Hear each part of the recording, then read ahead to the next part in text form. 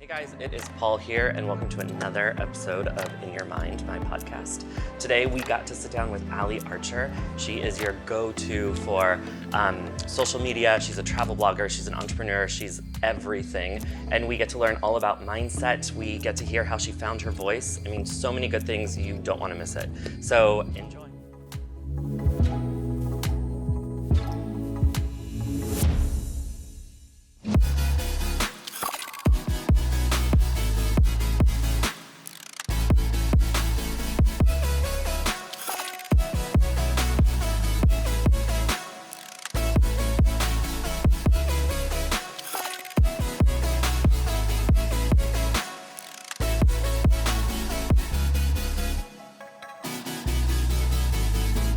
Guys, it is Paul, and we are here with Allie today. Allie, thank you so much for being here. Thanks so much for having me. So you are a content curator, entrepreneur, I mean, huge here in San Diego. I am so excited to get to sit down and chat with you and find out a little bit what's inside. Awesome, me too. I'm excited. Yeah. So, I mean, I always like to start from the get-go, the beginning. And I know we chatted a little bit briefly when we first sort of connected today, but tell me a little bit about you growing up. So growing up, I loved to dance. I did ballet. I loved performing. I did piano. I was very creative and loved, reading and all that kind of stuff, like learning and all that, fun stuff as a kid. I will say though, I was actually really shy as a kid, which it's so funny because right now I'm very just since, my teenage years, I've become really extroverted and social and outgoing. And I feel like I'm totally me, but actually it's, what people might not know about me is that growing up, I had really bad social anxiety. Like I was afraid to talk to people. I was super shy at school, even though I had friends. I was just like terrified to meet people. And I feel like I have a pretty naturally soft voice that I've had to learn how to project over the years. And when I was, really young, I didn't get why people couldn't hear me talking. And so they'd be like, oh, this girl's super shy. She's so quiet and that sort of thing. And I just kind of felt like I had to uphold this identity that other people placed on me. And so it kind of developed into this fear of speaking and it's so crazy to think about. But over the years, I, just felt like internally I was bubbly, outgoing, talkative. I wanted to travel. I wanted to, write my own magazine and all these write a book and be creative and all this kind of stuff. But I felt like I was just having to uphold this identity. Did your family acknowledge that at all? I mean, my family's super amazing and nice, but they were like, you're so quiet. Oh, she's shy. So oh, it's okay. She's just shy. I feel like, when you're super young, 2, 3, 4, 5, or maybe that's probably, if your memories go back that far. I would go to school and I would just get people be frustrated. They yell at, they're like, I can't hear you. And I'd be like, just I could hear myself. They couldn't hear me. So I feel like I just, from an early age, I associated speaking, the fear of oh, what if I get in trouble? Or you don't really know how to associate those emotions when you're super young. Not at all. So I feel like that's probably kind of how everything was. Everyone expected me to be a librarian. Nothing is wrong with that. My brother made a joke when I was younger. He's like, you're gonna grow up and be a librarian. And I was like, just so quiet. And I was like, I don't want to be a librarian. I like books, but it's so crazy. This is why I love hearing people's stories and even just hearing what was childhood like, because it's insane to me, right? Just to think wow, just you having a quiet voice determined how growing up would be for you. You know what I mean? I would never think that that's going to be the catalyst for this to then turn into something. But it's true. It's everything about us, right, is going to predetermine how life unfolds for us. And that, I just love hearing that, because I think so many people, I'm sure, have gone through this. I went through similar. It wasn't quiet voice, but I had the same thing. I was in my head and always worried to disappoint people. And so I constantly lived that way, which then, like you, turned into, I'm just gonna not, if I don't do it then I don't disappoint someone. So I try like not to do it. So like even stupid things like, hey, we're at a store. I have 4 brothers. You guys all get a toy. I just didn't want to be like, well, I'll pick the bad one, so I just would say no.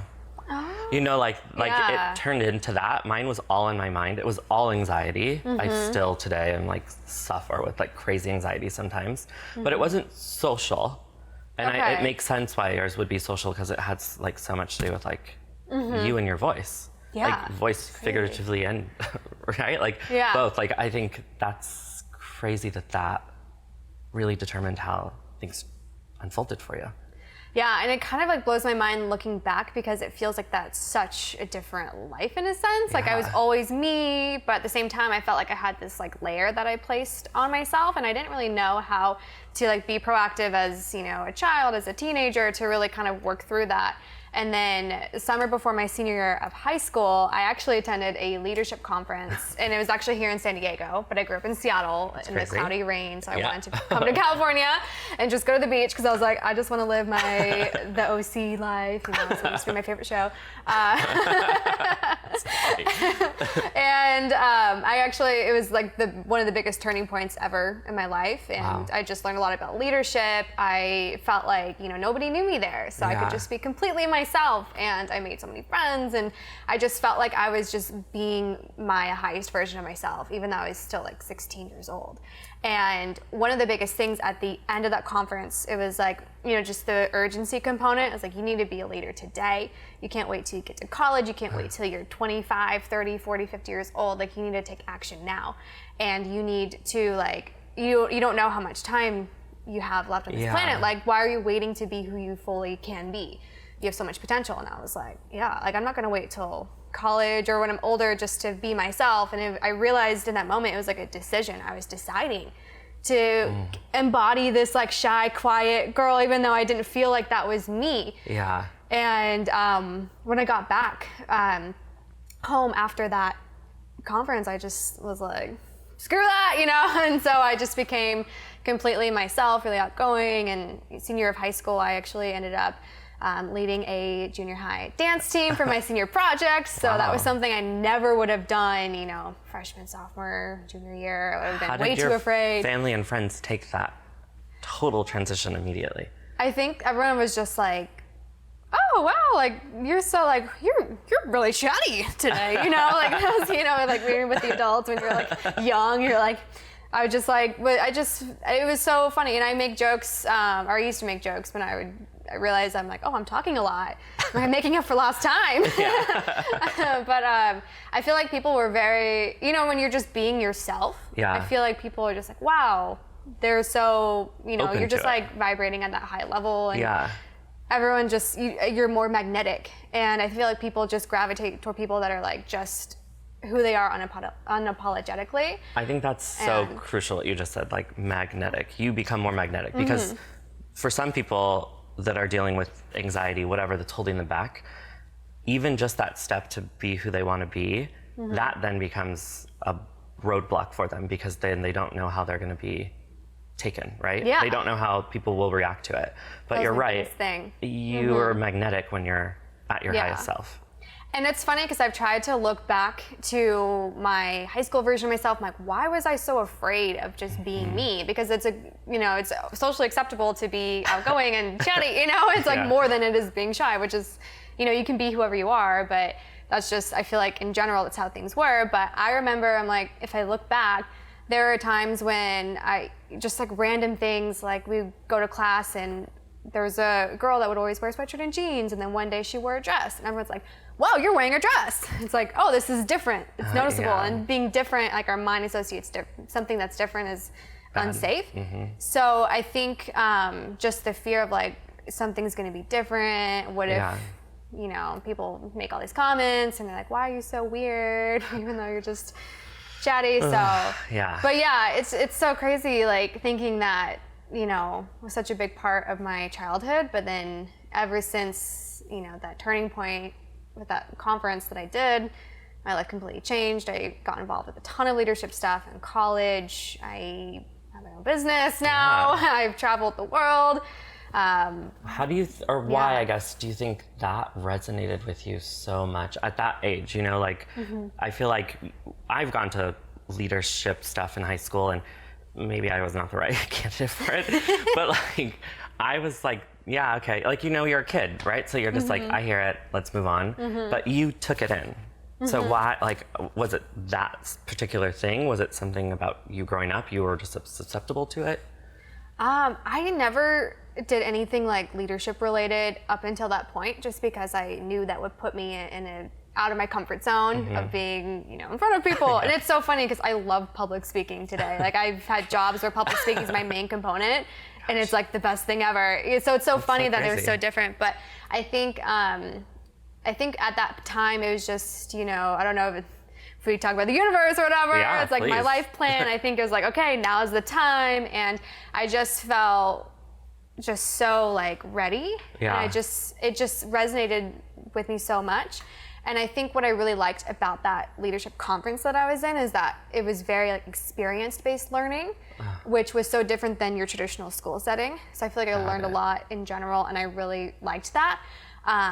And later on in life, I've actually, since graduating college, I've worked 8 conferences as a faculty member for those leadership conferences in Europe, China, Asia is China, US, like all over. So I think me being a natural teacher, speaker, coach type personality, just loves that kind of stuff, and I just love seeing people transform and knowing that it helped me have a huge transformation in my life. How can I use, you know, my interests, talents, skills to develop other people, whether it's through those leadership conferences, through other jobs I've had, through my business, through my content, my blog that I do a lot of things. I have a lot of passions. I love that. I think that's so exciting. Thank you. Thank you. Someone told me once, and I'm glad you even brought up the universe. I'm super big into that. So California changed me. Like I always had a number. So like growing up, I always knew like when I'm 28, like my life is going to be what it should be. Yeah. I don't know why, but like ever since I was young, I used to say like when I'm 28, everything changes. And that is the year that everything did change. Oh my God. So like when I look at like something like numerology or something, and like looking at my life path number and my soul number and all these things, it is insane to me to think like they actually can find that out through these numbers. Like you can look back and say like, oh yeah, it says 28 is the year that everything changes. So like I'm always open to talking about that kind of stuff because like, you don't care what people say. Like there's a lot of truth into things. But for you at that time, it changed for you. Did you know growing up like that was going to be a pivotal time in your life for you, or did it just feel right? No, I had no idea. Honestly, I just wanted to go to California, and I just had this dream of, you know, going to college. I knew that when I was going to college, that would be like an environment that I could just thrive. And I was so excited. I just thought it was gonna be such a good social experience, learning experience too, but like making all these friends, and you know, I was gonna study abroad and go overseas for the first time. So that was more of like me being like, college is gonna be that time of my life. Yeah. But then I think I was like waiting, and I realized I don't have to wait for a certain time. Yep. And college was amazing. I loved it. I did thrive in college. All that stuff happened, but I started just embodying the person I wanted to be from the moment I decided that I was capable and worthy of doing that. And everyone can do that. Yeah. How do you maintain that at that age? Like how do you go through your 20s and maintain that mentality that I get to be who I want to be? I mean, it's hard at times, especially if you like move forward, you know, college graduation's coming up. I studied public relations, marketing, journalism. So I was like, okay, I'm going to go to corporate PR. That's what everyone's saying I should do. Yeah. And I realized that I wanted to travel. Yeah. And it was hard because it's like I want to, you know, embody like the person I want to be and do the things I want to do. Like I want to do what I want to do when I want to do them. Yeah. And I don't want people to say that I have to settle for something less. And I feel like that was something that was really hard to struggle with because everyone's like, you just spent 4 years getting a degree, now you're going to throw it away so you can work for a travel company. Yeah. And I was like, I think this travel company is going to really help my resume and have good experiences, and why not do this? Like why, Yeah. you know, and people saying, oh, you should just put your head down, work for 2 years, save up money, then go travel for a week and come back. It's like, what's the point of that? You know, if I look back to that leadership conference again, where they talked about urgency, it's like, you don't know how much time you have on this planet. True. Like be who you want to be and do it now. Don't wait, you know? So it's like, I figured out a way to be resourceful to travel because I didn't have any money to do it. So I was like, how can I do this in a different way? Oh, maybe if I get a travel job, they'll pay me to do it. Yeah. And so that led me to working in Italy for 6 months and traveling every weekend, taking students around. It was amazing for, you know, post-college job.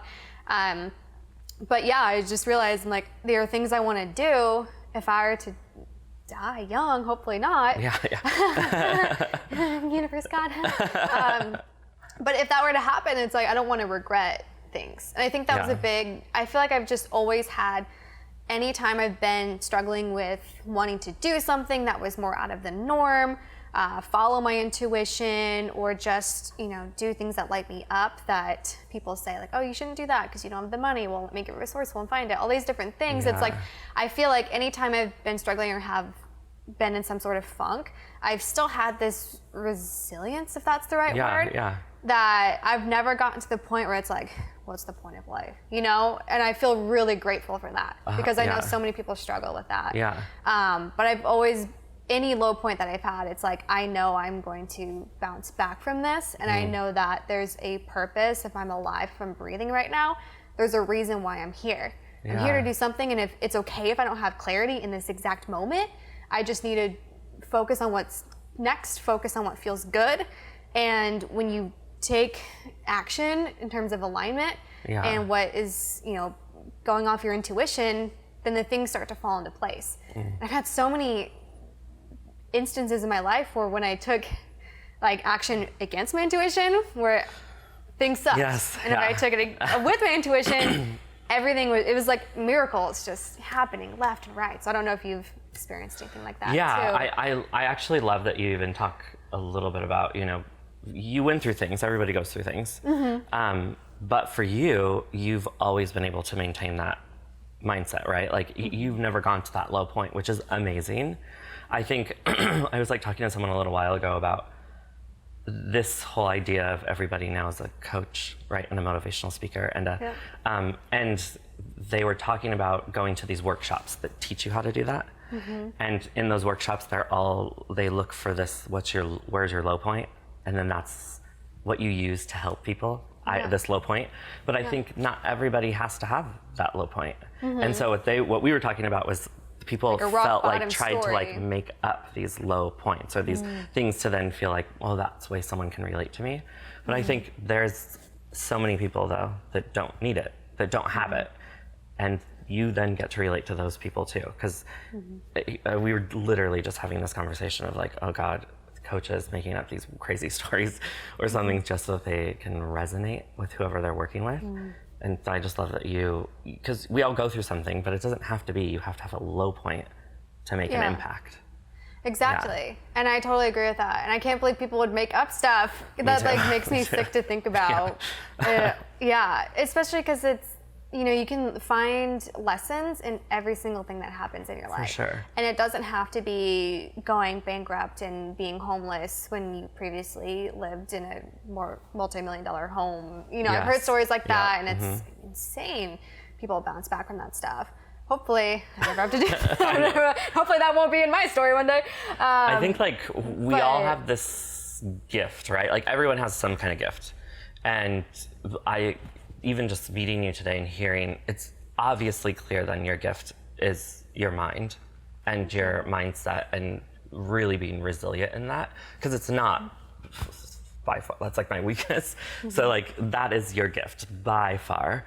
And I think that's, at least for me, that's what I use to determine or figure out like how can I become something or someone, is like trying to figure out like, okay, what's my thing? And I don't know why, it's weird, but work, which just sounds horrible and boring, has just always been my thing. Like I always knew like I could get a job that I wanted, or you know, like I could convince someone that I'm valuable in this way, even though value is probably like the one thing I always have to work on myself with mindset.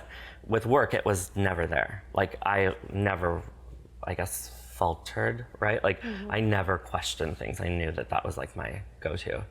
And so I don't know, it's always interests me to meet people that have something that you don't have, right? Like I don't have that mindset thing, but it's amazing, right? It's something I work on every day. So it's, I work on it too. And I know so you do. Many, like things, you have to like come back up. Yeah. It's like a muscle. You have to keep, you know, because you're always going to be getting hit with new lessons, and life doesn't stop. I know. Yeah. Like January was, whoo, that was a crazy month. Yeah. But I got quiet, did a lot of meditation, lots of journaling, figure out how can I shift things, what holes am I experiencing with my mindset. Yeah. Stuff like that. But yeah, it's something that I think everyone can, you know, develop too, if they're just proactive about. Yeah, and so I love because you're really implementing mindset into your businesses, right? Yeah. So tell me a little bit about you working, I guess now, today, with clients and how that really unfolds. Yeah, so a few years ago when I first moved to California, I had previously been working for university in admissions. I loved the job. It was fantastic. It was like such a good fit for my personality, but I got burnt out, unfortunately. Yes. And then when I moved to California, I didn't have a job lined up. Everyone said I was crazy. They said it was the biggest mistake of my life. You're going to regret it. You're going to go into major debt. Like, black hole was like the I just theme. did it in August. It's fine. I was like, and I just had to. You what? I just did it in August. I know. It's fine. Yeah. Like, I'm still here. Yeah. I'm not in a black hole. No. But yeah, it was kind of crazy. A couple freelance clients kind of fell into my lap asking me to do social media and email marketing based on what they saw from my travel blog. Yeah. I'd been travel blogging for a couple of years at that time, talking about my experience working in Italy, helping other people create a work and travel lifestyle, as I call it. And it was a really good opportunity to earn some money and support my lifestyle in California, which was much more than Arizona, which is where I previously lived.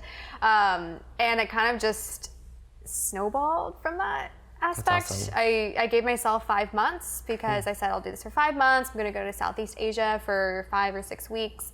I ended up going to New Zealand and Australia after that. And I said if I get back from that trip and, you know, things went wrong, then I can always look for regular jobs again. But it ended up working out pretty well. And I think that helped. I mean, my first year was pretty rocky, like trying to figure out these things. I didn't have a mentor or a coach. I should have done stuff like that, but I didn't. Because I was like, I'll figure it out. And I did. I could have gotten there faster, but I figured it out. And yeah, so I mean, in terms of what I do for my marketing clients, I do email sales funnels, which is, it sounds boring saying it out loud, but it's really helpful for businesses. It's a really good asset. So I just try to offer something that's super valuable that can really help the business and just help my client understand how important it is for their business to have an automated sales funnel. We don't have to get into the and like specifics how with do you that. like infuse that mindfulness into it?